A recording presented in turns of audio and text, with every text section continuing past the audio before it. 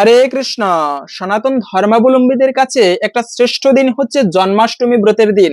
এই দিনে ভগবান শ্রীকৃষ্ণ তিনি দাপর যুগে আবির্ভূত হয়েছিলেন, সেজন্য প্রত্যেক ভক্তদের এই দিনটি বিশেষভাবে পালন করা উচিত। কিন্তু এই শুভতম এবং পবিত্র দিনে ভুলেও করবে না এই তিনটি কাজ। পাশাপাশি এই 2024 জন্মাষ্টমী ব্রত কবে পালন করতে হবে, শাস্ত্রে ব্রহ্মবৈবর্ত পুরাণে এই জন্মাষ্টমী ব্রত প্রসঙ্গে বিশেষ মাহাত্ম্য কথা বর্ণনা করা হয়েছে। আজকের এ পর্বে আমরা সেই সকল প্রসঙ্গ জানার চেষ্টা করব। প্রত্যেকটা সনাতন ধর্মাবলম্বীর আজকের এই গুরুত্বপূর্ণ তথ্যগুলো জানা প্রয়োজন। সকলকে স্বাগতম জানাচ্ছি আমাদের এই ধর্মীয় তথ্যমূলক চ্যানেলে। আমরা চেষ্টা করি এরকম সনাতন ধর্মের গুরুত্বপূর্ণ তথ্যগুলোকে আপনাদের সাথে উপস্থাপন করতে, শেয়ার করতে। তাই আসুন আগামী কিছুক্ষণ সময় ধৈর্য ধরে আজকের এই গুরুত্বপূর্ণ তথ্যগুলো জেনে নেই। আশা করছি এই তথ্যগুলো আপনাকে অবশ্যই সমৃদ্ধ করবে। ভালো লেগে থাকলে অবশ্যই একটা লাইক করে কমেন্টে ভগবান শ্রীকৃষ্ণের নামটি একবার হলেও লিখে যাবার অনুরোধ জানাচ্ছি। বলা হয়েছে ভাদ্র মাসের কৃষ্ণপক্ষের অষ্টমী তিথিতে অনন্ত কোটি ব্রহ্মাণ্ডের নায়ক পরম পুরুষ পরমেশ্বর ভগবান আবির্ভূত হয়েছিলেন। তিনি কেন এসেছিলেন? তাকে বলা হয় অবতার। সমস্ত অবতার আমরা তো চিনি, মুখ্য 10 অবতার রয়েছে। শুধু তাই নয়, অনেক প্রকার অবতারের কথা ভাগবতে উল্লেখ রয়েছে। এই সমস্ত অবতারেরা যার থেকে এসেছে তিনি হচ্ছেন অবতারী ভগবান শ্রীকৃষ্ণ। এতে চাংশ কলাপুংস কৃষ্ণস্থ ভগবান স্বয়ং। এই ভগবান শ্রীকৃষ্ণ সমস্ত অবতারের অবতারী। তার বিশেষ আবির্ভাবের দিন দাপর যুগের তৃতীয় সন্ধ্যায় তিনি আবির্ভূত হয়েছিলেন ভাদ্র মাসের কৃষ্ণপক্ষের অষ্টমী তিথিতে। সেই দিনটি প্রত্যেকটা সনাতন ধর্মাবলম্বীদের কাছে একটা বিশেষ গুরুত্বপূর্ণ দিন। এমনকি শাস্ত্রেও বলা হয়েছে যে ভক্ত এই অষ্টমী ব্রত, স্বয়ং শ্রীকৃষ্ণ নিজে বলেছেন ভবিষ্যৎতর পুরাণে, যে ব্যক্তি এই জন্মাষ্টমী ব্রত ভক্তি শ্রদ্ধার সহিত পালন করবেন তিনি নিরোগ হবে। তার রোগ ব্যাধি থাকলে তা কেটে যাবে। পুরানো কোনো রোগ ব্যাধি থাকলে, ভয়ানক কোনো রোগ থাকলে সেখান থেকে মুক্তি পাবে ভগবানের কৃপায়। দ্বিতীয়ত হচ্ছে নিরোগ শান্তি এবং জীবনে সমৃদ্ধি আসে। সুখ শান্তি তো লাভ হয়, তৎসঙ্গে জীবনে সমৃদ্ধি আসে সকল ক্ষেত্রে। তো সেজন্য এই ব্রত পালন করা প্রত্যেকের আবশ্যক। শুধু তাই নয়, ব্রহ্মাজি নারদ মুনিকে বলেছেন, হে নারদ, যে ব্যক্তি এই জন্মাষ্টমী ব্রত পালন না করে অবহেলা করবে, এই দিনে খাবার আদি গ্রহণ করে ভগবান শ্রীকৃষ্ণের পুজো করে না, সে ব্যক্তির প্রতি ব্রহ্মা নিজে বলেছেন নারদ মুনিকে যে মৃত ব্যক্তির হাতের খাবার গ্রহণ করলে যে পাপ হয় সেই পাপের ভাগী হতে হয়। শুধু তাই নয়, আরো বলেছেন ব্রহ্মা যে কাক, শকুন, গাধা এবং মানুষের মাংস যদি ভক্ষণ করে তাতে যে পাপ হয়ে থাকে সেই সকল পাপের ভাগী হতে হয় কেবলমাত্র জন্মাষ্টমী ব্রত পালন না করলে। সেজন্য প্রত্যেককে ব্রহ্মা নিজে ঘোষণা করেছেন সকলের উচিত এই ব্রত পালন করা। দেবতা থেকে শুরু করে ব্রহ্মা এমনকি শিব পর্যন্ত প্রভু এই ব্রতটি পালন করেন। এবং এই ব্রত পালন করলে স্বয়ং ভগবান শ্রীকৃষ্ণ বলেছেন সে ব্যক্তির প্রতি ভগবান অত্যন্ত প্রসন্ন হয় এবং তাকে কৃপা করে। আরো বলা হয়েছে শাস্ত্রে যে জ্ঞানী হয়ে যে ব্যক্তি জ্ঞানী, জানে এই জন্মাষ্টমী ব্রত প্রসঙ্গে এই ব্রতটি আমাদের পালন করা উচিত, সেটি জানে অথচ পালন করে না, তার জন্য বলা হয়েছে সে ব্যক্তি বিষধর সর্প হয়ে গভীর বনে বাস করবে। তাকে বিষধর সর্প হয়ে যমরাজ গভীর বনে জন্মগ্রহণ করাবে। সেজন্যই এই ব্রতটি আবার পালন করা উচিত। তবে আরো বলা হয়েছে যারা এই ব্রতের নিন্দা করবে, আরে জন্মাষ্টমী ব্রত পালন করলে কি হয়, এটি কেন পালন করব, এরকম যারা অবহেলা করবে, জন্মাষ্টমী ব্রতের নিন্দা করবে, তার পূর্বজন্মের শতপুরুষ এবং পরজন্মের শতপুরুষ নরকগামী হবে। সে তো ঘোর নরকগামী হবেই, তৎসঙ্গে পূর্ব এবং পরজন্মের শতপুরুষ নরকগামী হয়। সেজন্য বলা হয়েছে বংশে যদি হয় একজন, নিজেও তরিতে পারে তরায় কতজন। একটা বংশে যদি কোনো ব্যক্তি ভগবানের ভক্ত হয়, উপাসক হয়, সে নিজে তো উদ্ধার হয়, তৎসঙ্গে 100 কুল উদ্ধার করতে পারে। সাধারণ কোনো বিষয় নয়। আমরা অনেক সময় ভাবি আরে ছোটবেলা থেকে ভগবানের ভক্ত ভগবানের পূজা পার্বণ করে, এই ছেলের জীবন গেছে না। ভগবান শ্রীকৃষ্ণ নিজে গীতার মধ্যে বলেছেন নবম অধ্যায়ের 7ম অধ্যায়ের 19 নম্বর শ্লোকে, হে অর্জুন, বহুনাম জন্ম নামন্তে জ্ঞানবান মাম প্রপদ্যতে। বহু বহু জন্মের জ্ঞানকে অতিক্রম করে কোনো ব্যক্তি আমার চরণে প্রপত্তি লাভ করে শরণাগত হয়, সাধারণ কোনো বিষয় নয়।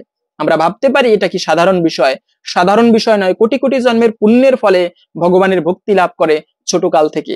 তো সেজন্য বলা হয়েছে যে এই যে জন্মাষ্টমী ব্রত, এটি কি ছোট কি বৃদ্ধ কি যুবক, প্রত্যেকের পালন করা আবশ্যক। যারা পালন করবে তাদের জন্য আরো বলা হয়েছে পূর্বজন্মের 7 জন্মের পাপরাশি ভস্মীভূত হয়ে যায় এবং ভগবানের বিশেষ কৃপা লাভ করে।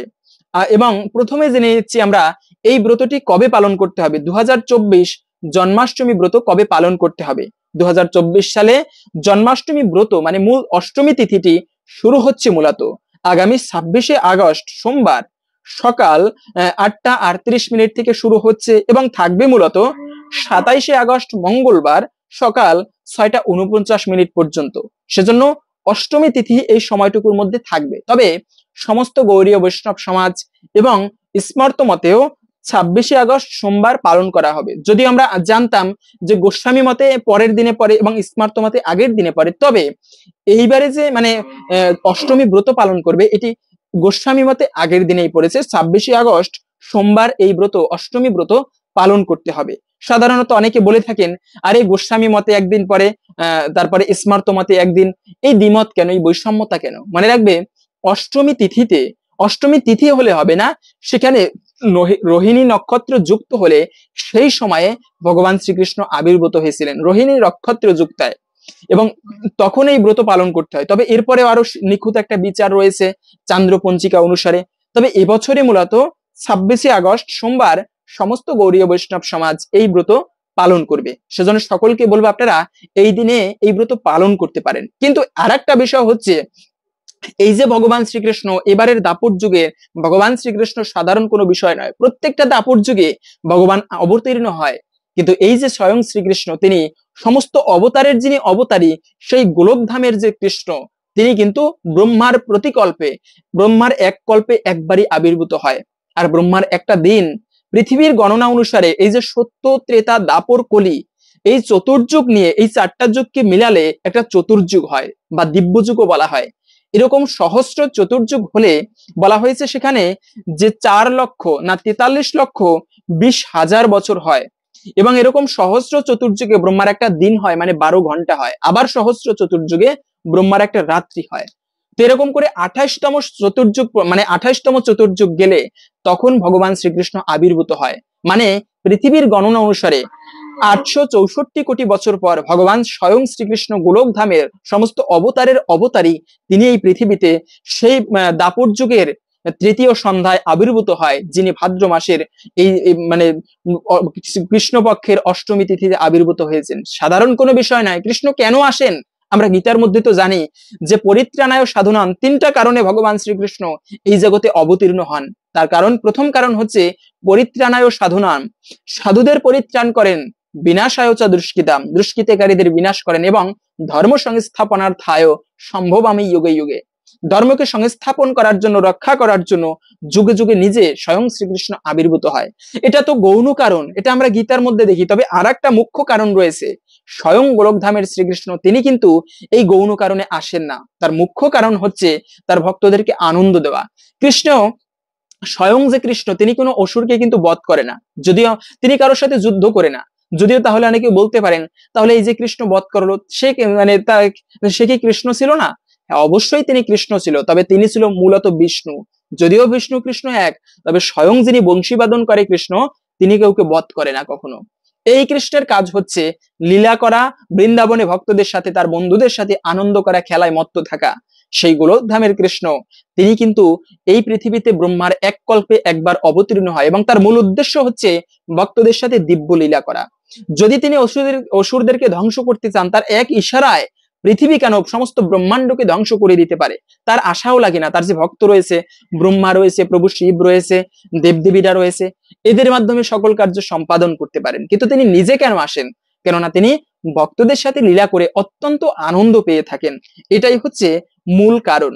এখন কথা হচ্ছে যে পারণের মন্ত্র কি। আপনারা যারা এই জন্মাষ্টমী ব্রতের সংকল্প মন্ত্র জানতে চান যে জন্মাষ্টমী ব্রতের সংকল্প মন্ত্র কি, প্রত্যেকটা মানুষের উচিত সংকল্প মন্ত্র উচ্চারণ করে ভগবানের কাছে প্রার্থনা করে তারপরে এই ব্রত করা। সেই সংকল্প মন্ত্র আমরা ইতিমধ্যে আলোচনা করেছি, আগের ভিডিও দেখে আসতে পারেন। তো পারণ মন্ত্র হচ্ছে মূলত পারণ করতে হয় পরের দিনে জন্মাষ্টমী ব্রতের। কিভাবে ব্রত করবেন সংক্ষেপে বলে দিচ্ছি, যে অবশ্যই জন্মাষ্টমীর আগের দিনে আপনারা সপ্তমীর দিনে নিরামিষ খাবার গ্রহণ করবেন, সংযম পালন করবেন, এবং রাত্র 11টার আগে খাবার খেয়ে দাঁত ব্রাশ করে নেবেন। কেননা অনেকে দাঁত ব্রাশ করতে গেলে দাঁতের গোড়া থেকে রক্ত বের হয়, আর উপবাস করে বা ব্রত করে যদি রক্ত বের হয় এটাকে কিন্তু অশুভ বলা হয়েছে, সেই সম্পূর্ণ ব্রতের ফল লাভ হয় না। তো বলা হয়েছে অবশ্যই মানে ব্রতের আগের দিনে দাঁত ব্রাশ করে নেবেন। এরপরে অষ্টমীর দিনে, যেদিন ব্রত 26শে আগস্ট সোমবার, ওই দিনে খুবই ভোরে ভোরে ঘুম থেকে উঠবেন, শয্যা ত্যাগ করবেন। খুবই ভোরে ভোরে ঘুম থেকে উঠে আপনারা অবশ্যই যে কার্যটি করবেন ওই দিনটি অন্য কোনো কাজের জন্য রাখবেন না, কেবলমাত্র ভগবানের পুজো করার জন্য রাখবেন। সারাদিনটি ভগবানের পুজো করে কাটাবেন এবং এইভাবে আপনি সারাদিনটি অতিবাহিত করবেন, ভগবানের পুজোয় ভক্ত সঙ্গে কাটাবেন। তবে যারা অপারগ, মনে রাখবেন 8 থেকে 80 বছর পর্যন্ত প্রত্যেকের এই ব্রতটি পালন করা একান্ত কর্তব্য। বছরে আর কিছু করেন কিংবা না করেন, সকলকে বলবো সৌভাগ্য লাভ হবে। এই ব্রতটি আপনি ভক্তি শ্রদ্ধার সহিত পালন করুন, ভগবান শ্রীকৃষ্ণ খুবই প্রসন্ন হয়। যারা অপারগ রয়েছে, একেবারে পারে না, তারাও আপনারা চেষ্টা করবেন ফলমূল গ্রহণ করে এই ব্রত করতে। তবে একটা বিষয়, অনেক সময় ছোট্ট বাচ্চারা বলে থাকে যে মা আমি ব্রত করব, এবং তখন তাকে নিরুৎসাহিত করা হয়, না এইটা করবে না। সবাই তাকে উৎসাহ দিবে, যারা ব্রত করতে চায় চেষ্টা করবে সেই ওদের জন্য, ছোট বাচ্চাদের জন্য ফলমূল আদি সংগ্রহ করতে, তারা যেন পেট ভরে হলেও ফল প্রসাদ দিয়ে এই ব্রত করে। কিন্তু এই ব্রতের সময় কখনো ভাত মানে পঞ্চরবি শস্য গ্রহণ করা যাবে না। ভাত থেকে যত খাবার হয়, পিঠা পুলি পায়েস বিস্কিট কেক পাউরুটি, এগুলো গ্রহণ করা যাবে না। সারাদিনটি আপনি ভক্তিমূলক ভাবে কাটাবেন। এবং এরপরে গিয়ে আপনারা অবশ্যই রাত্র 12টার সময় অভিষেক করা হয়, সেই সময় আপনারা অবশ্যই অভিষেক করবেন। আশেপাশে যে মন্দির রয়েছে সেখানে খেয়াল করে দেখবেন বা একটু নিয়ে মানে খোঁজ নিয়ে দেখবেন যে অভিষেক হয় কৃষ্ণ মন্দিরে, এবং সেখানে গিয়ে আপনারা অভিষেকে অংশগ্রহণ করে তারপরে আপনারা অনুকল্প প্রসাদ, মনে রাখবেন তখনও আপনারা পিঠাপুলি গ্রহণ করতে পারবেন না। এই কেননা পিঠাপুলির কথা কেন বলতেছি, এই জন্মাষ্টমীর দিনে ভগবান কৃষ্ণকে বেশি বেশি পিঠাপুলি ভোগ দেওয়া হয়। তো এই দিনে আপনারা সেই পিঠাপুলি গ্রহণ না করে প্রসাদ হিসেবে সযত্নে রেখে দিবেন, পরের দিনে গিয়ে আপনারা সেই পিঠাপুলি গ্রহণ করবেন এবং এভাবে করে সারাদিনটি আপনারা কাটাবেন। এবং তারপরে রাত্র 12টার পরে অভিষেকের পরে আপনারা চরণামৃত গ্রহণ করতে পারবেন। একটা কথা হচ্ছে, এখানে প্রশ্ন উঠে একটা, যে অনেকে জানেন যে ভাদ্র মাসে দধি খেতে নেই, সেক্ষেত্রে কথা হচ্ছে ভগবানকে তো দধি দিয়ে স্নান করানো হয়, সেই চরণামৃত কি গ্রহণ করা যাবে? হ্যাঁ, অবশ্যই চরণামৃত গ্রহণ করা যাবে, কিন্তু একেবারে সরাসরি দধি কখনো গ্রহণ করা যাবে না এই ভাদ্র মাসে। তো আপনারা এইভাবে পালন করবেন, এবং পালন করবেন হচ্ছে মূলত অষ্টমীর দিনে, আগামী 26শে আগস্ট সোমবারে তো জন্মাষ্টমী ব্রত করবেন। এরপরে নবমীর দিনে গিয়ে পরের দিন 27শে আগস্ট পালন করবেন সকালবেলা। পারণের কি আলাদা মন্ত্র রয়েছে? হ্যাঁ, জন্মাষ্টমী ব্রতের একেবারে পারণ মন্ত্র আলাদা সরাসরি পাওয়া যায় না। আপনারা সকালবেলা অবশ্যই আপনারা ভগবানের মন্ত্র বলে, অথবা ভগবানের একটা প্রসাদ গ্রহণের মন্ত্র রয়েছে, ওম মহাপ্রসাদে গোবিন্দে, এই মন্ত্রটা বলে আপনারা মানে যারা জানেন তারা পালন করবেন ভগবানের প্রসাদ দিয়ে। তা না হলে ওম শ্রী জনার্দনায় নমঃ বা জগন্নাথ ভগবানকে স্মরণ করে তারপরে আপনারা সেই প্রসাদ দিয়ে ভগবানের কাছে প্রার্থনা করে পালন করে নেবেন। এভাবে মূলত পালন করতে হয়। এবং এই দিনে অবশ্যই আপনারা কৃষ্ণের প্রণাম মন্ত্র, আমরা অনেকে জানি না, আবার অনেকে জানি, কিন্তু এই কৃষ্ণের প্রণাম মন্ত্রের যে একটা গুরু অর্থ সেটা আমরা জানি না। আমি ভিডিওর মূল প্রসঙ্গটি বলে দিচ্ছি, তবে এই কৃষ্ণের প্রণাম মন্ত্রটি জানা প্রয়োজন।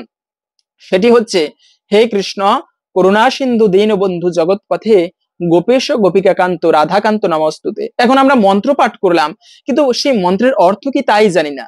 এরকম মন্ত্র পাঠ না করে আমি বলবো আপনি বাংলা ভাষায় নিজের মনের ভক্তির সহিত প্রণাম করুন।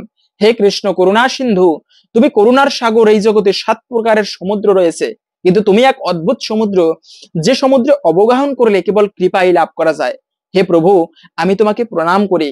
দীনবন্ধু জগৎ পথে, এই জগতে দীনহীনের কোনো বন্ধু বান্ধব থাকে না, তাকে কেউ ভালোবাসতে চায় না, স্বার্থন্বেষী সবাই। কিন্তু হে প্রভু, তুমি এমন এক বন্ধু, দীনহীনের বন্ধু, যার এই জগতে কেউ নেই তারও তুমি বন্ধু, যার এই জগতে সকল কিছু আছে তারও তুমি বন্ধু, সমদৃষ্টি সম্পন্ন তুমি, এবং জগৎ পথে সমস্ত জগতের একমাত্র পথিক তুমি। সেজন্য তুমি নাথ, জগন্নাথ যাকে বলা হয়েছে। যে ব্যক্তির কোনো পিতামাতা নেই, অনাথ, তারও তুমি নাথ, তারও তুমি পিতা। এবং গোপেশ গোপিকাকান্ত, হে মানে বৃন্দাবনের ঈশ্বর, হে রাধারানীর পরম প্রিয় ব্যক্তি, আমি তোমাকে প্রণাম করি। এভাবে করে ভক্তির সহিত আপনি এই মন্ত্র না পারলে বাংলা ভাষার মাধ্যমে নিজের আরতির সহিত তাকে আকুল হয়ে প্রার্থনা করুন, প্রণাম করুন। এই দিনে অবশ্যই ভগবানকে হৃদয় দিয়ে একটা প্রণাম করবে, এর মাধ্যমে ভগবানের বিশেষ কৃপা লাভ হয়। তারপরে বলা হয়েছে যে 108 জোড়া তুলসী পত্র, হ্যাঁ, জীবনে যদি মনস্কামনা পূরণ করতে চান, এই দিনটি ভগবানের কৃষ্ণের কৃপা লাভের একটা বিশেষ গুরুত্বপূর্ণ দিন, ভগবান শ্রীকৃষ্ণের জন্মাষ্টমীর দিন। যদি ভগবানের কৃপা লাভ করতে চান, তবে অবশ্যই বলবো এই দিনে আর একটা কাজ করতে পারেন, 108 জোড়া তুলসী পত্র মানে 216টা তুলসী পত্র আপনারা এই যে ভগবান শ্রীকৃষ্ণের 108টা নাম রয়েছে সেই নামগুলো বা মন্ত্রগুলো উচ্চারণ করে 108 জোড়া তুলসী পত্র ভগবান শ্রীকৃষ্ণের চরণে অর্পণ করবেন। এর মাধ্যমে ভগবান তুলসী পত্র অর্পণ করলে, মণিমুক্ত দান করলে যতটা প্রসন্ন হয় তার থেকে কোটি গুণ বেশি প্রসন্ন হয় ভগবানকে তুলসী পত্র অর্পণ করলে। ভগবান বিক্রি নিতে সমাত্মা নাম, ভগবান সেই ভক্তের চরণে বিক্রি করে দেয়, এতটা প্রসন্ন হয় তুলসী পত্রের সহিত ভগবানের সেবা করলে। বলা হয়েছে যে অভিষেকের নিয়ম কি? হ্যাঁ, এই দিনে তো অবশ্যই অভিষেক করবে। যদি মন্দিরে যেতে না পারেন, বাড়িতে অবশ্যই অভিষেক করবেন। কিন্তু কথা হচ্ছে সেই অভিষেকের নিয়ম কি? অভিষেকের নিয়ম হচ্ছে আপনারা গোপালের অভিষেক করতে হয়, মানে গোপালের বিগ্রহকে ছোট্ট বাড়িতে, ছোট্ট মানে কোনো টুল থাকলে বা কোনো টেবিল থাকলে তার উপরে রেখে, তবে এই দিনে চেষ্টা করবেন যারা বাড়ির আশেপাশে ব্রত করে অথবা যারা না করে সকলকে নিমন্ত্রণ করবেন। সবাই যেন সেই অভিষেক, যারা করবে অভিষেক এবং যারা দর্শন করে সবাই মানে সমান ফল লাভ করতে পারে। তাই সবাই দর্শন করবেন এবং অভিষেক করবেন একজনে। তো এইভাবে মানে একটা ছোট্ট টেবিলের উপরে একটা ভালো বড় থালা রেখে তার উপরে অষ্টদল পদ্ম অঙ্কন করতে হয়। মানে চন্দনের গুঁড়ো দিয়ে অষ্টদল, এই যে আমরা পদ্ম ফুল আঁকি এরকম 8টা পাতার পদ্ম ফুল, যাকে অষ্টদল পদ্ম বলে। সনাতন ধর্মে সব থেকে শুভ একটি যন্ত্র বলা হয়েছে এটিকে। এই যে ঘটে স্থাপন করতে গেলে অষ্টদল পদ্ম অঙ্কন করতে হয়, যজ্ঞ করতে গেলে যজ্ঞবেদীর মধ্যে অষ্টদল পদ্ম স্থাপন করে যজ্ঞ করতে হয়। তো তেমনি কৃষ্ণকে স্থাপন করতে গেলে ভগবান শ্রীকৃষ্ণের বিগ্রহ যেখানে রাখবেন তার নিচে অষ্টদল পদ্ম অঙ্কন করবেন এবং এরপরে হচ্ছে সেখানে কৃষ্ণকে রেখে পঞ্চগব্য এবং পঞ্চামৃত দিয়ে স্নান করাতে হয়। পঞ্চগব্য কি কি? দধি, দুগ্ধ, ঘৃত, মধু এবং গোময় এবং গোমূত্র, এগুলো দিয়ে আপনারা প্রস্তুত করবেন। এরপরে হচ্ছে পঞ্চামৃত, দধি, দুগ্ধ, ঘৃত, মধু, চিনি এবং শর্করা, মানে চিনি জলটাই সেটাই হচ্ছে মানে শর্করা, এটা দিয়ে, এগুলো দিয়ে আপনারা এবং কিছু ফলের জুস করতে পারেন, সেগুলো দিয়ে আপনারা ভগবানের স্নান করাবেন। স্নান করানোর সময় সে সুন্দর করে একটা মানে মানে শঙ্খের মধ্যে, মানে জলশঙ্খ যাকে বলে, সেই শঙ্খে এক একটা বিষয় নিয়ে তারপরে স্নান করতে হয়, কৃষ্ণের সেই মস্তকে নিবেদন করতে হয়। এভাবে কৃষ্ণকে স্নান করতে হয়। সবশেষে ডাবের জল দিয়ে স্নান করাতে হয় এবং ভালো গঙ্গা জল দিয়ে স্নান করিয়ে সেই বিগ্রহটাকে ভালোভাবে মুছে, ভালোভাবে মানে কাপড় চোপড় পরিয়ে তারপরে পঞ্চ উপচারে আরতি করতে হয়। কিন্তু মনে রাখবে একটা বিষয়, যে বা হাত দিয়ে ভগবানকে কিছু নিবেদন করবে না, এটা মহা অপরাধের। বাম হস্ত দিয়ে যে ব্যক্তি কোনো ভিক্ষা দেয়, এমনকি ভগবানকে কিছু দান করে, তার পূর্বজন্মের সমস্ত পুণ্য ধ্বংস হয়ে যায়। আমরা অনেক সময় দেখি এভাবে করে আমরা ভগবানকে আরতি করি না, এটা অপরাধের। ডান হাত দিয়ে আরতি করবেন, বাম হাতে ঘন্টা বাজবে। তো এভাবে আরতি করবেন। সংক্ষেপে প্রথমে ধূপকাঠি, পরে মোমবাতি এবং এরপরে সবকিছু মানে দেখিয়ে তারপরে হচ্ছে আপনারা ভগবানকে বিশেষভাবে ভোগ অর্পণ করবেন। এই ভোগটা কি? সেটা হচ্ছে যে ভগবানকে ভোগ অর্পণ করতে গেলে অনেক পিঠাপুলি পায়েসের প্রস্তুত করা হয়। ভগবান শ্রীকৃষ্ণ জগন্নাথ রূপে 56 প্রকার ভোগ গ্রহণ করে থাকে।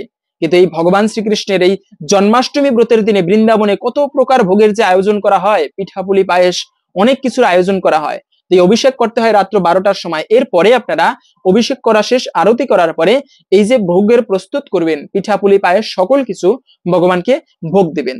তবে বিষয় হচ্ছে এরপরে আপনারা অনুকল্প প্রসাদ পেতে পারেন, কিন্তু সেই পঞ্চরবি শস্যের যে খাবারগুলো বা প্রসাদগুলো সেগুলো গ্রহণ করা যাবে না। অনুকল্প প্রসাদ কি? বিভিন্ন ফলমূলাদি এবং জল গ্রহণ করতে পারেন।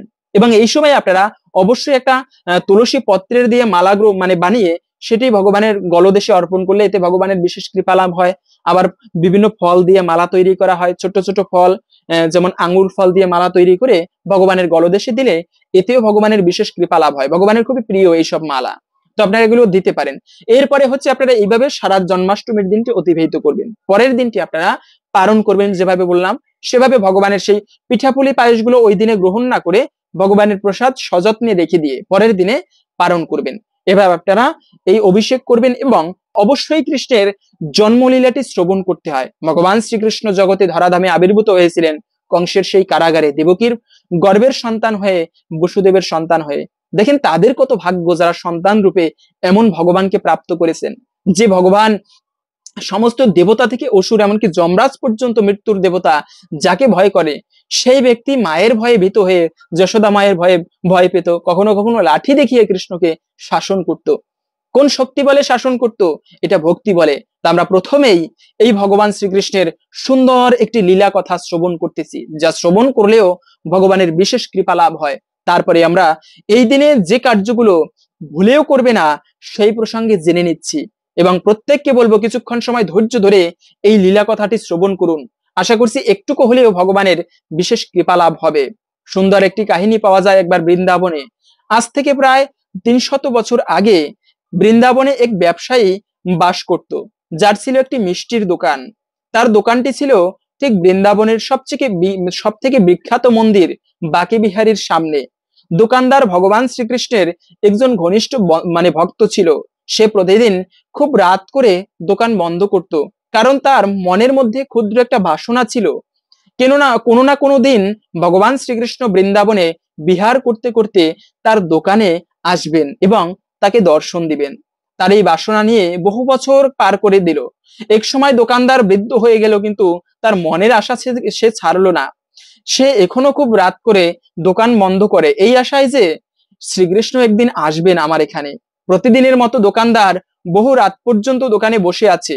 হঠাৎ একদিন রাতে ছোট্ট একটা ছেলে, সাদা মানে ছোট্ট একটা ছেলে 7-8 বছরের হবে, মনে হচ্ছিল কোনো ধনী ব্যক্তির ছেলে, ধুতি পরা, হাতে বালা, চুল কোকড়ানো, দেখতে অতি সুন্দর মনোরম, দেখলেই কত ভালো লাগে, তার দোকানে দিকে এগিয়ে আসছে। দোকানদার একটু বিস্মিত হলো, এত রাতে কার ছেলে ঘরের বাইরে রাস্তায় হাঁটছে।